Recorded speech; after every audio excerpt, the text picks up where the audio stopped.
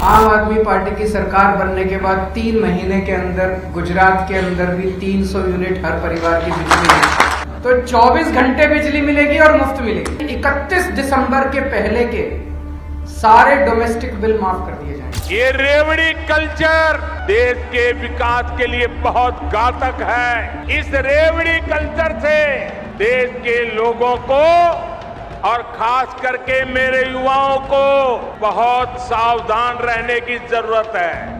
आप लोगों ने रेवड़ी शब्द तो सुना ही होगा। मैं खाने वाली रेवड़ी की नहीं बात कर रहा हूँ, मैं बात कर रहा हूँ रेवड़ी कल्चर की। रेवड़ी कल्चर मतलब कि फ्रीवीज देना। फ्रीवीज मतलब कि सरकार आपसे आपका वोट लेने के लिए आपको अलग अलग तरीके से लुभावने ऑफर्स देगी। वो आपको पैसे दे सकते हैं या फिर आपकी बिजली बिल को माफ कर सकते हैं, आपका जो पानी बिल है उसको माफ कर सकते हैं। तो अलग अलग तरीके से सरकार आपको लुभाने की कोशिश करती है ताकि आप अपना वोट उस पॉलिटिकल पार्टी को दो। अब मैं आपके साथ फ्रीवीज के बारे में क्यों बात कर रहा हूँ ये आगे मैं आपको समझाऊंगा। जो पॉलिटिकल पार्टीज है उन्होंने बड़ा एक अच्छा सा शॉर्टकट निकाल लिया है कि लोगों को फ्रीवीज दे दो और उस चक्कर में लोग उन पॉलिटिकल पार्टीज को वोट दे देते हैं। अब इस साल जब रूलिंग गवर्नमेंट ने यानी कि बीजेपी ने जब अपना बजट पेश किया तो उसमें रेवड़ी कल्चर ये जो फ्रीबीज है इसका कहीं नामो निशान नहीं था और लोग शौक हो गए कि भाई मतलब सारे पॉलिटिकल पार्टीज लोगों को लुभाने के लिए फ्रीबीज दे रहे हैं, उनको रेवड़ी बांट रहे हैं ताकि उनसे वो वोट ले सके। लेकिन बीजेपी अपने बजट में और वो भी इंटरिम बजट में जबकि अभी इलेक्शन होने वाले हैं इसमें उन्होंने फ्रीबीज का कहीं नामो निशान नहीं लिया। तो बीजेपी हमारे देश की इकोनॉमी के बारे में कितना सोच रही है। ये जो नरेंद्र मोदी की गवर्नमेंट है उनका जो टेन्योर था, पहला टेन्योर कैसा था, दूसरा टेन्योर कैसा था और अगर तीसरा टेन्योर आता है तो वो कैसा रहेगा और उसमें जो हमारे इकोनॉमी है वो कैसे परफॉर्म करेगा, हमारी जो गवर्नमेंट है वो कैसे पैसे खर्च करेगी, किन किन चीजों के ऊपर प्रोबेबली पैसे खर्च कर सकती है, इसके ऊपर एक एनालिसिस करेंगे। अब जैसा कि मैंने आपको स्टार्टिंग में बताया जो पॉलिटिकल पार्टीज है वो रेवड़ी बांटकर फ्रीबीज बांटकर लोगों के जो वोट है उनको लेना चाहते हैं, उनको लुभाना चाहते हैं। और जब इलेक्शन सर पे हो और रूलिंग गवर्नमेंट एक बजट पेश करती है और उस बजट में कोई भी फ्रीबीज का नामो निशान नहीं होता है तो ये बड़ा ही शॉकिंग सा मामला होता है कि भाई सारे पॉलिटिकल पार्टीज जहाँ पे वोट के बारे में सोच रहे हैं कि हम कैसे फ्रीबीज दें, कैसे लोगों को कौन कौन से जरिए से उनको लुभाएं कि भाई जब इलेक्शन हो लोकसभा का तो हमें वोट मिले। लेकिन रूलिंग गवर्नमेंट फ्रीबीज का कहीं पे नामो निशान नहीं रखती, कहीं बात नहीं करती क्योंकि सुप्रीम कोर्ट ऑफ इंडिया ने, हमारे सुप्रीम कोर्ट ने कहा है कि भाई ये जो फ्रीबीज बांटे जा रहे हैं इसको खत्म करना चाहिए क्योंकि पॉलिटिकल पार्टीज अपने वोट के चक्कर में फ्रीबीज बांट देते हैं और हमारी जो जनता है वो फ्रीबीज के चक्कर में वोट दे देती है और फिर वही पॉलिटिकल पार्टी जीत कर आने के बाद टैक्स बढ़ा देती है और फिर अलग अलग तरीके से हमारा जो कंट्री होता है उसे नुकसान पहुंचता है और फ्रीबीज के चक्कर में लोग वोट दे देते हैं। बाद में उनके ही पैकेट से दूसरे जरिए से पैसा निकाले जाता। जब कोविड-19 आया था हमारे देश का जो इकोनॉमी है, हमारे देश का इकोनॉमी नहीं पूरे दुनिया का जो इकोनॉमी है वो डगमगा रहा था। जितने भी कंट्रीज का आप इकोनॉमी देखो, अच्छे अच्छे कंट्रीज के जो इकोनॉमीज थे वो डगमगा रहे थे। यूके की बात कर लो, स्पेन की बात कर लो, चाइना की बात कर लो, इनके भी इकोनॉमी डगमगा चुके थे। लेकिन हमारी जो कंट्री है वो कोविड-19 के टाइम पे भी अच्छा परफॉर्म कर रही थी। हमारी गवर्नमेंट ने हमारे सिर्फ देश के लोगों की नहीं हेल्प की बल्कि बाकी के जो देश थे उनकी भी हेल्प की ताकि वो लोग भी रिकवर कर सके इस पैंडेमिक से। अब जब पैंडेमिक खत्म होता है उसके बाद हमारा जो देश का इकोनॉमी होता है वो तेजी से रिकवर करता है। अगर 2023-2024 की बात करें तो जो टैक्सेस ग्रो हुए हैं वो करीबन 20% हुए हैं। अगर हम बात करें साल 2023 और 2024 की तो जो टैक्स कलेक्शन था वो 20% के रेट के आसपास से बढ़ा था जो कि हमारे देश का जो नॉमिनल जीडीपी है उसके पेस से भी दोगुना तेजी से बढ़ा था। और ये जिस रफ्तार से हमारे देश का टैक्स कलेक्शन बढ़ा था वो हमारे देश के नॉमिनल जीडीपी के भी पेस से ज्यादा था। अब आप लोग सोच रहे होंगे कि भाई डायरेक्ट टैक्स कलेक्शन जो 20% से भी ज्यादा तेजी से बढ़ा है तो इससे हमारे देश को क्या फायदा। ये जो डायरेक्ट टैक्स कलेक्शन बढ़ता है तो इससे होता यह है कि जो गवर्नमेंट है, हमारी जो गवर्नमेंट है उनके पास पैसा ज्यादा आता है। अब गवर्नमेंट के पास ज्यादा पैसा होगा तो वो ज्यादा पैसा खर्च कर पाएंगे हमारे इंफ्रास्ट्रक्चर पे, हमारे देश के डेवलपमेंट पे, हमारे देश का जो डिफेंस है उसके ऊपर खर्च कर पाएंगे। साथ ही साथ जो एग्रीकल्चर सेक्टर है हमारे कंट्री के अंदर उनके ऊपर ज्यादा खर्च कर पाएंगे। आपने बहुत बार ऐसे पॉलिटिशियंस को सुना होगा जिनसे जब सवाल पूछती है जनता कि आप डेवलपमेंट क्यों नहीं कर रहे हैं, आप इंफ्रास्ट्रक्चर क्यों नहीं बना रहे, तो जो पॉलिटिशियन होता है वो कहता है कि भाई हमारे पास तो फंड ही नहीं है, हमारे पास तो पैसे ही नहीं है। तो ये जो टैक्स कलेक्शन बढ़ा गवर्नमेंट के लिए, इससे गवर्नमेंट के पास ज्यादा पैसे आए तो वो ज्यादा पैसे खर्च कर पाती है। अब हमारे गवर्नमेंट के पास जो पैसा है इसको सही जगह पे इस्तेमाल किया जाए ताकि हमारे कंट्री का जो इकोनॉमिक ग्रोथ है वो बढ़े, हमारे कंट्री में जो डेवलपमेंट है वो बढ़े। इसके लिए ये जरूरी होता है कि जो फ्रीबीज जैसे कल्चर होते हैं इसको खत्म किया जाए।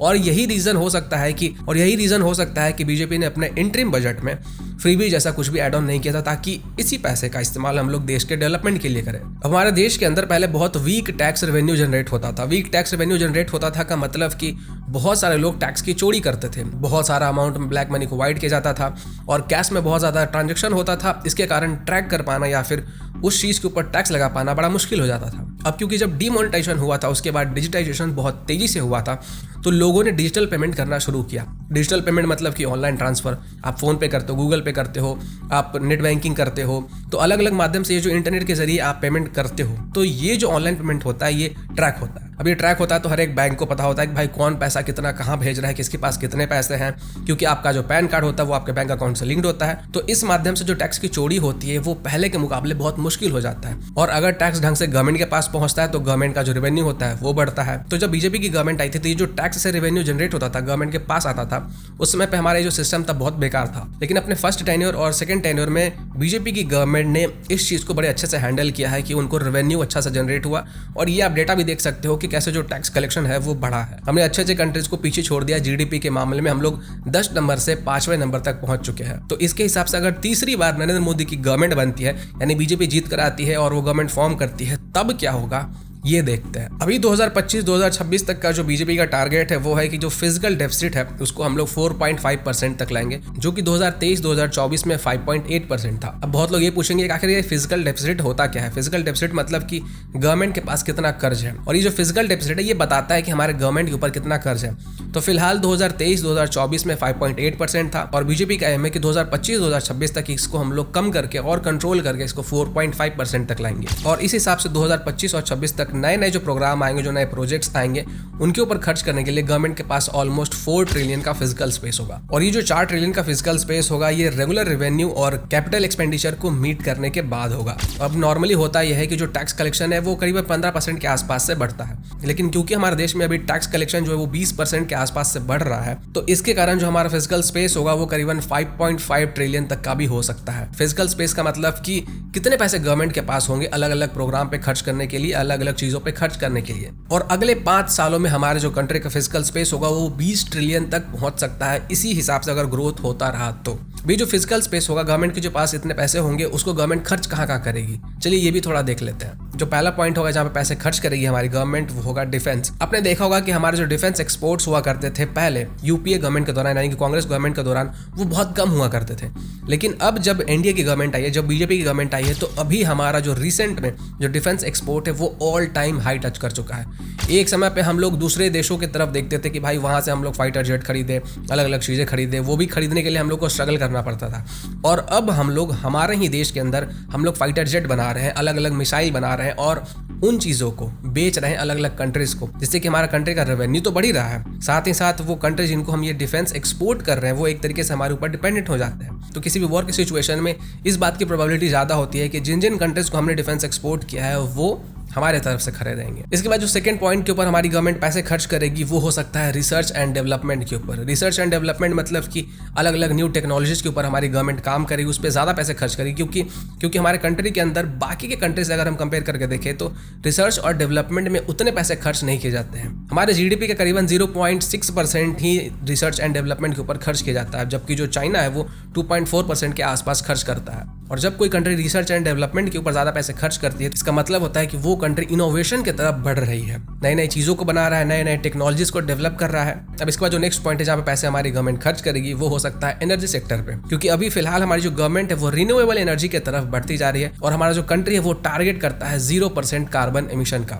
मतलब कि जब हम इलेक्ट्रिसिटी जनरेट करेंगे तो हम कोशिश करेंगे कि कम से कम जो कार्बन एमिशन है वो हो, और इसके लिए हमारी कंट्री सोलर एनर्जी को इस्तेमाल कर रही है और विंड एनर्जी को इस्तेमाल कर रही है। और गुजरात में तो फिलहाल अभी सबसे बड़ा एनर्जी पार्क बनाया जा रहा है जो कि स्पेस से भी दिखता है, ऐसा क्लेम किया गया था। तो अगर हमारे देश के अंदर ये जो रिन्यूएबल एनर्जी है इसको हम लोग इस्तेमाल करेंगे तो हमारे देश में जो पोल्यूशन होगा वो भी कुछ हद तक कंट्रोल में आएगा, और हमारा इन्वायरमेंट के लिए भी ये अच्छा होगा। इसके साथ साथ जो एग्रीकल्चर सेक्टर है इसके ऊपर भी पैसे खर्च किए जाएंगे, ताकि अलग अलग माध्यम से जो हमारे फार्मर्स हैं उनकी हेल्प की जा सके। एजुकेशन के ऊपर खर्च किया जा सकता है, जो हेल्थ सेक्टर है उसमें पैसे खर्च किए जाएंगे। तो अब मैं आप लोगों से पूछना चाहूंगा कि आप लोग क्या सोचते हो कि अगर नरेंद्र मोदी की गवर्नमेंट आती है, उनका तीसरा टेन्योर आता है, तो गवर्नमेंट क्या क्या कर सकती है और कौन से बड़े स्टेप होंगे जो कि नरेंद्र मोदी की गवर्नमेंट ले सकती है।